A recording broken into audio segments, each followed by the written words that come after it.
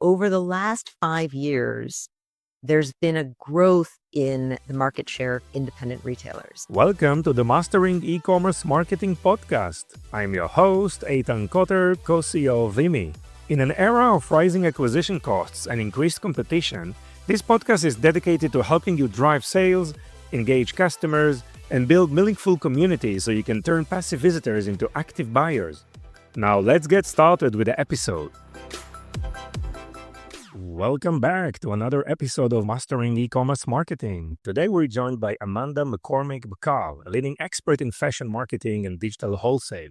From heading marketing at Ralph Lauren to lead marketing at Joor, the top B2B wholesale platform processing over $20 billion annually, Amanda has seen firsthand how D2C advancements are reshaping B2B. She's here to share insight on industry trends, digital transformation, and the future of fashion wholesale. Amanda, how are you? Welcome to the show. Doing great. Thank you so much for having me here today. Yeah, it's a pleasure, and thank you for your time. And Amanda, before we get started, if you had to pick 3 words that sum up what mattered most to you, whether in life or work, what would they be? What a great question. I would say my 3 words would be dedication. When you love what you do, and you really put effort into it, I think it's something that really shows. Empathy. So really putting yourself in others' shoes, whether that be colleagues, clients, really kind of understanding and acting with empathy. And my 3rd word would be creativity. And I think that applies to so much. It could be creativity in the visual sense. It could be problem solving. It really, for me, is about thinking differently and opening yourself up to new ideas and not just doing what you've done in the past. So all of that to me is really about leading with creativity. Love it. Love it. I mean, I love the being different part, right? It said that being different is much better than being better, right? So you always have that creativity aspects in place, right? With that tenacity, right? Determination, and obviously empathy. So thank you so much. I love it. So that's a great start. Amanda, I want to ask you, what inspired you transition from brand marketing in Ralph Lauren to leading a global marketing at a B2B tech space at Joor?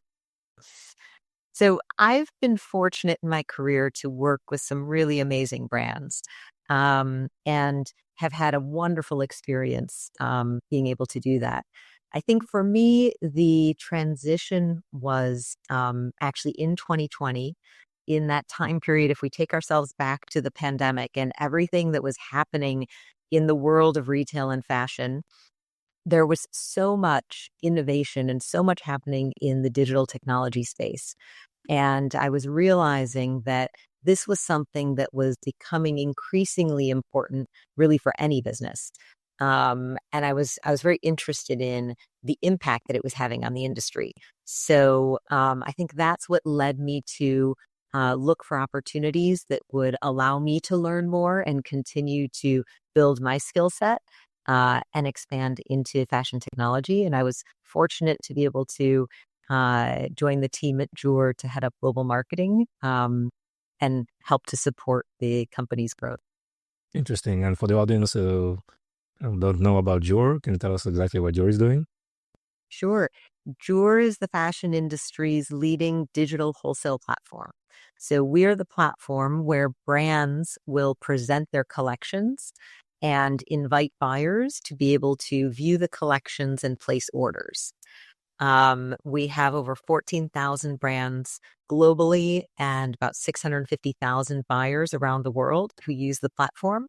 And it's really a dynamic marketplace where brands and retailers can connect and create new relationships and then work together to be able to build their assortment, place their order, and manage their ongoing business together.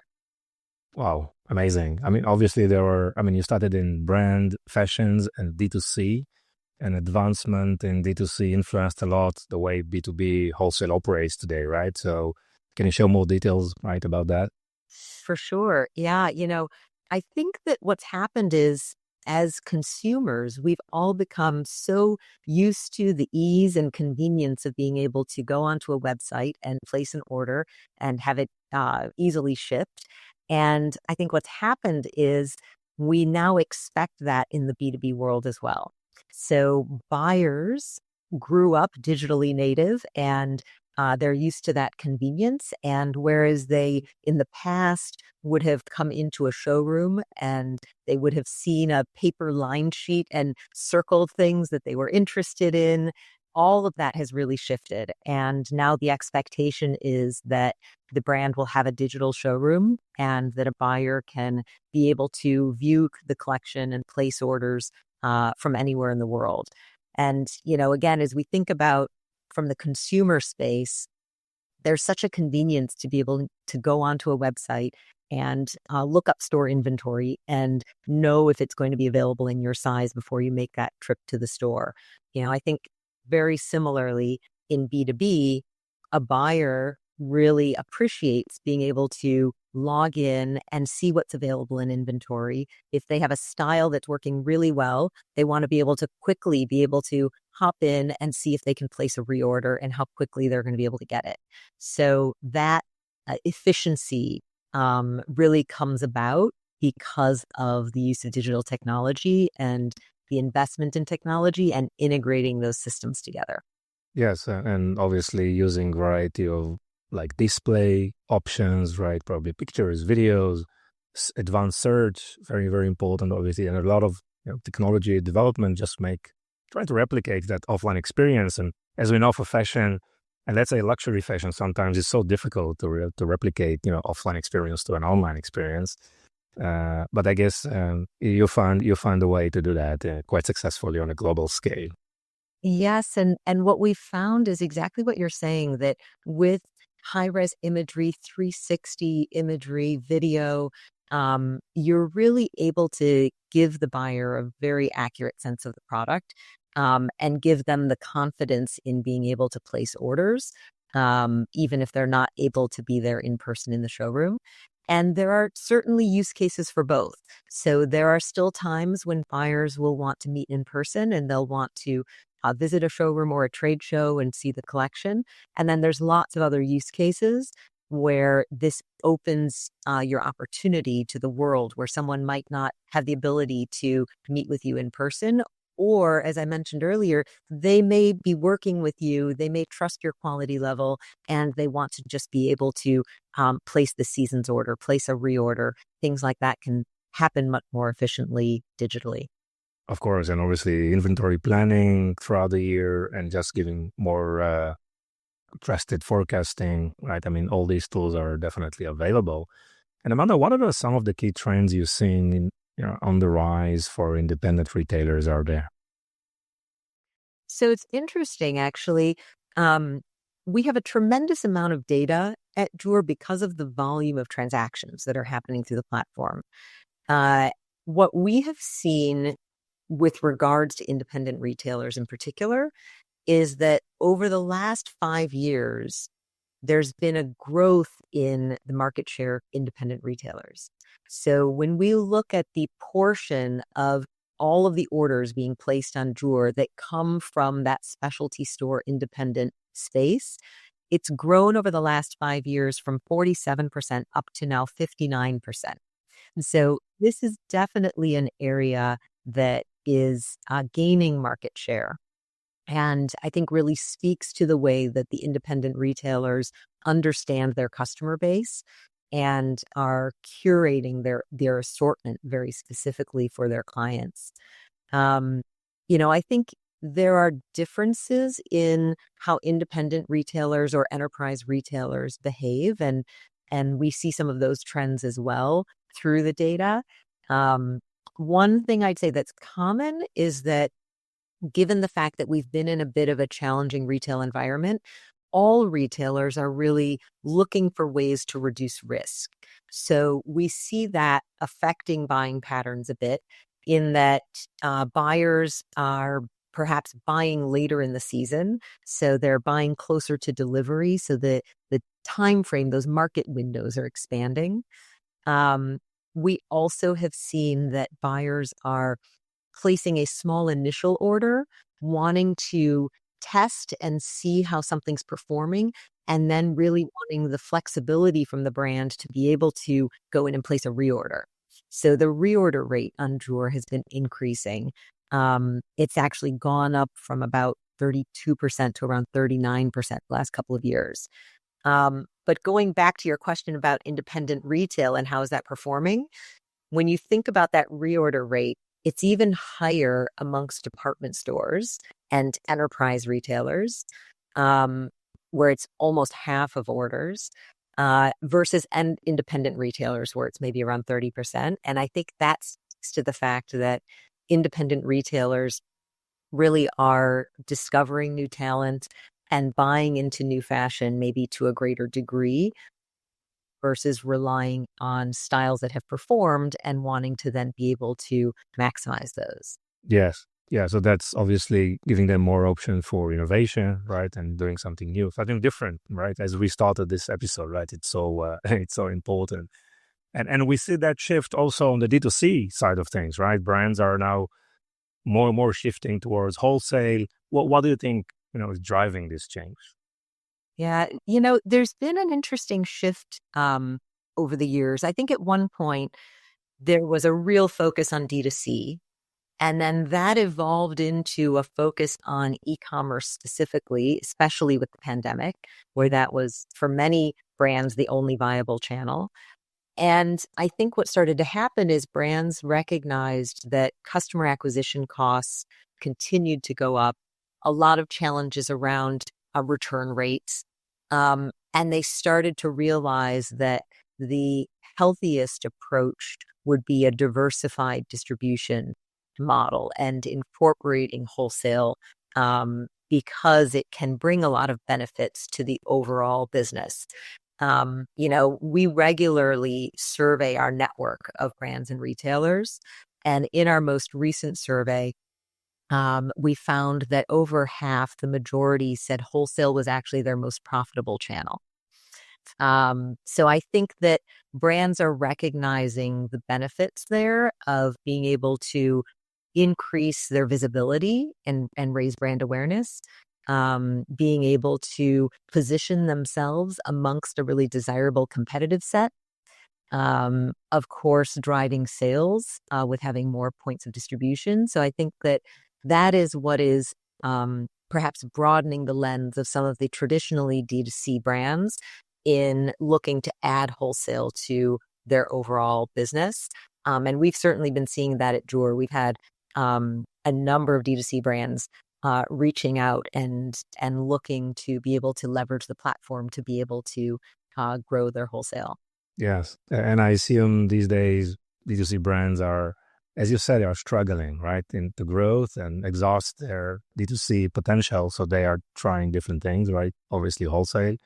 And also some of the big brands they indeed exhausted their D2C. There's no way to grow. So obviously they're, testing and trying to maybe strategically go to wholesale. So yeah, that I truly believe in this trend. I mean, I always believe in the strength of D2C and B2B, strategies together. You just and how they support each other. exactly. So I think over time, that's really been the proven formula that they together and complement each other. Yeah. I mean, in the foundation of the business, you can support both of them. Obviously, there are more skill sets that I acquired for wholesale or different skill sets, but in the foundation of how to manage orders and how to process orders, the back-end side of things, a lot of things are similar. So if you have problems with those issues on D2C, you will have those problems on B2B as well. So if you have a healthy business, then yeah, you can grow on B2B and on wholesale as well. And it's a great opportunity. So Amanda, Joor processes more than 20 billion annually. That I think, I mean, you aggregate obviously huge amount of data. I mean, beyond some of the statistics that you've shared with us until now, any interesting insights that you can share with us about the industry? Sure. I think we recognize how unique our data set is, both the volume of transactions and also the fact that our insights are really leveraging real orders of product that will be in store 6 months later. So it is very concrete information on what's happening in the industry and what's working and what's not. When I look at last year, I think some of the most interesting observations are that overall, globally, buyers are buying into a little bit of a lower price point. So there's been a reduction in the average price point of products. It's gone down about 7% from 2023 to 2024. And I think that's a reflection of a lot of things that we're hearing about consumer sentiment and wanting to be very considered in their purchases. And so buyers are looking to be able to offer a product mix that perhaps ensures that they have entry price point product as well as the more high-end offerings. A lot of people right now are very interested in what's happening in China because that has been such a driver of luxury sales and growth for so many years. And there's a lot of conversation about the pullback in China. And our data shows that Chinese retailers did dramatically reduce the quantity of units ordered last year. What's interesting is that the average price point in China did not go down. So they're not trading down for lower priced goods. Mm-hmm. It was more this recalibration and reduction in the quantity of units that they were ordering, which I think is really interesting in terms of understanding what's happening and retailers adjusting to what they feel that consumer demand will be. And then a third insight that I would share is beyond analyzing geographically what's happening in different regions, we also will often look at specific categories and really kind of understand what's happening in a category. And we did this recently for the handbag category. And we found that the fastest growing segment was actually that $250 to $500 price point. Mm-hmm. It actually grew from 63 to 70% of overall units purchased. So a lot of growth and opportunity in that price point, whereas the really high-end bags, the over $1,000 price point, is where we saw reductions. So it validates what we're hearing, that handbag prices have from the luxury brands have continued to go up over the last few years, and that now they're meeting with some consumer resistance to that price point, and buyers are adjusting accordingly. So those are some of the examples of the types of insight work that we do and how we leverage our data. We typically publish these kind of insights on a regular basis, really to be able to help our clients understand the market and to inform them and their business strategies to help them to successfully drive their business. Yes, very interesting how this like middle of the range price range that got affected, right?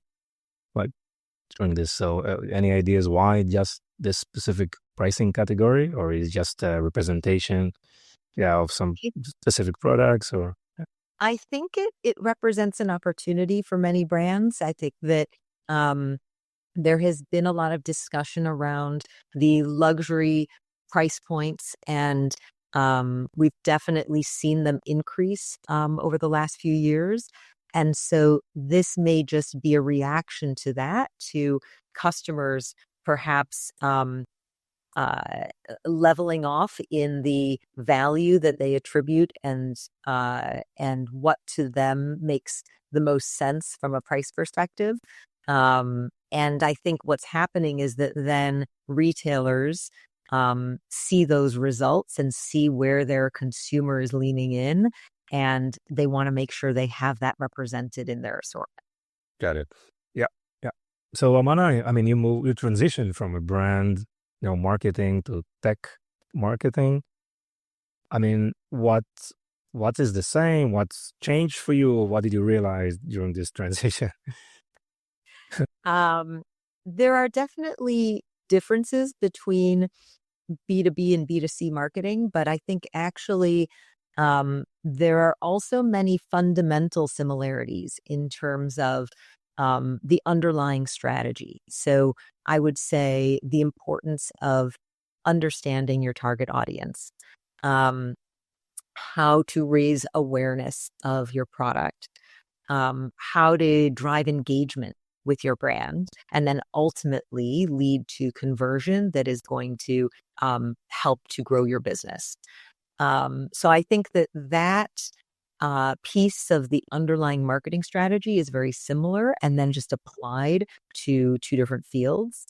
At Joor, I would say we actually approach marketing in two ways. So part of what we're doing is marketing our solution. So we're very focused on what are the challenges facing the fashion industry right now? What are the pain points for brands and retailers? And how do we develop solutions to those challenges? So from a marketing perspective, we are communicating how our product adds value and will help you in growing your business.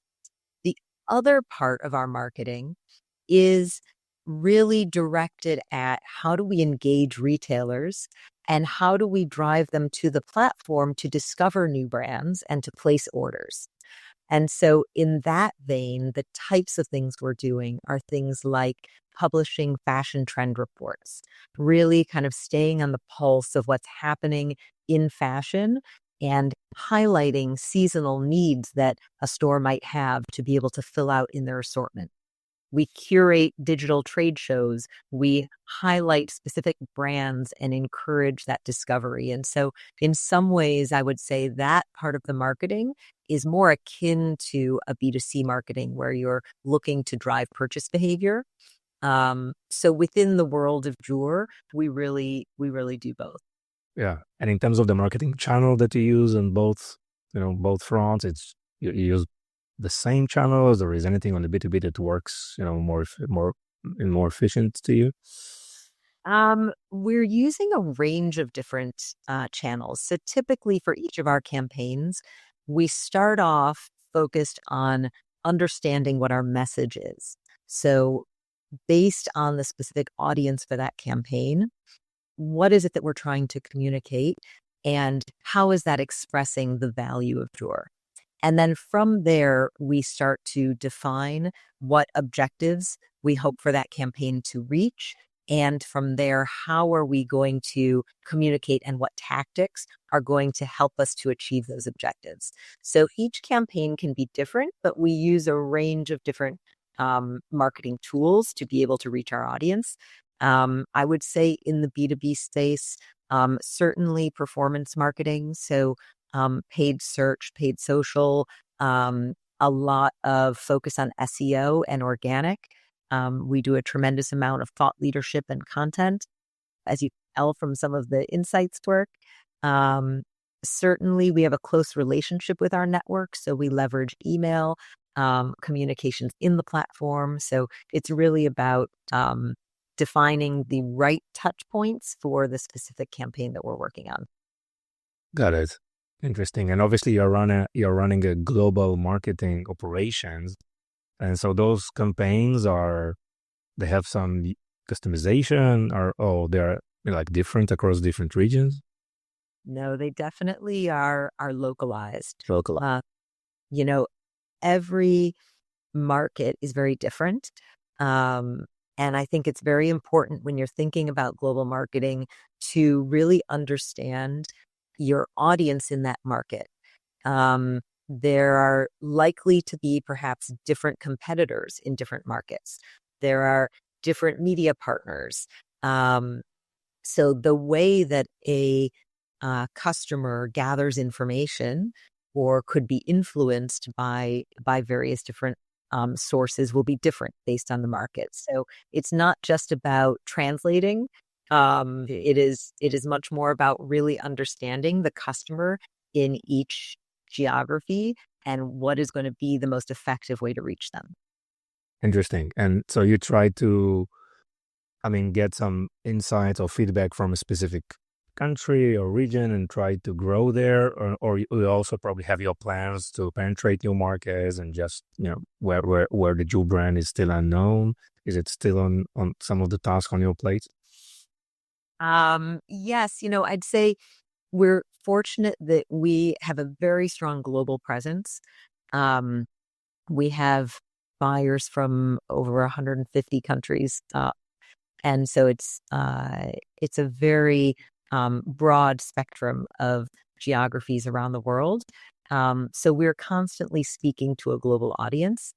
And then it's really about speaking to brands and retailers and gathering feedback, speaking to our teams that are located around the world, and understanding where the needs are and where there's opportunity, and then building the strategy to that. Yeah. And in terms of your marketing activities, how do you make decisions regarding, do it in-house versus working with agencies? I mean, what's your style usually? Or it's dependent on the use case? It's a mix of both. Um, we leverage agencies where there can be added expertise or efficiency in doing so. Um, we will sometimes do things with external partners where a degree of flexibility is needed. So if it's if it's an area with an inconsistent workload where we would want to bring on external resources to support needs that might be flexing throughout the year, then those are use cases where that makes sense. And then there's also, a lot of benefits to having things done in-house, and the consistency of that, and the deep understanding of Joor and our product. So I think it's really about striking the right balance of both. Yes, I mean, just make sure the message is aligned, right? With company vision, mission, I mean, values. I mean, that these are like unique, selling points. And obviously this is like knowledge that you need to leverage, right? With in-house staff, and just to make sure that fully aligned. What advice would you give to brands, looking to thrive in the evolving wholesale landscape?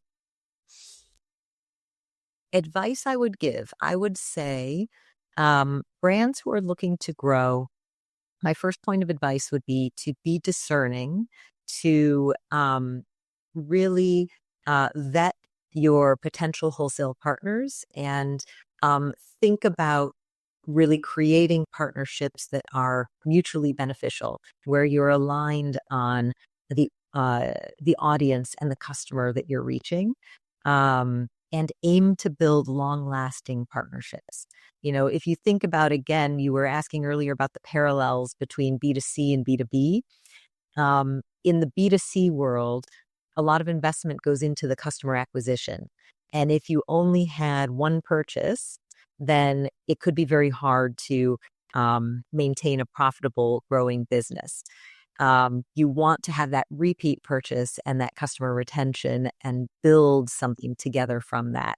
I think in B2B, the equivalent to that is if you are launching with a store with one order, it's going to be much more beneficial to your overall business to nurture a relationship where then you're working together over seasons, and you have repeat orders that you can learn from and help to grow that business together. My second piece of advice would be to invest in technology and integrate your systems, so that your data flows seamlessly from one to the next. I've seen that really unlocks tremendous value, and can also create great efficiency in the organization.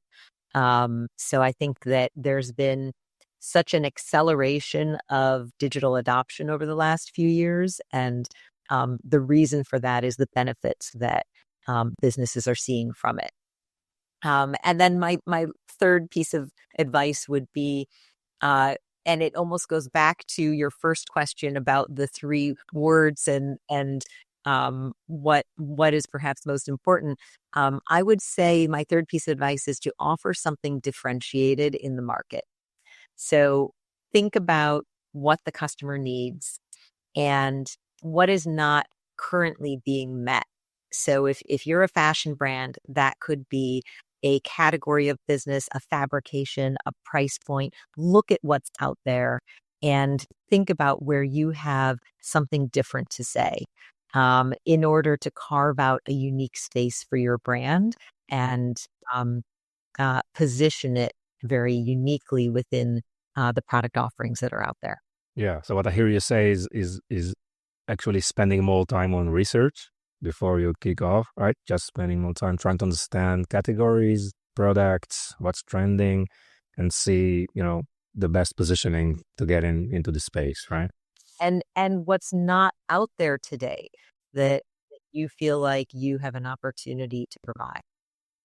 Interesting. And what's some of the fundamentals for evaluating and probably selecting a wholesale partner?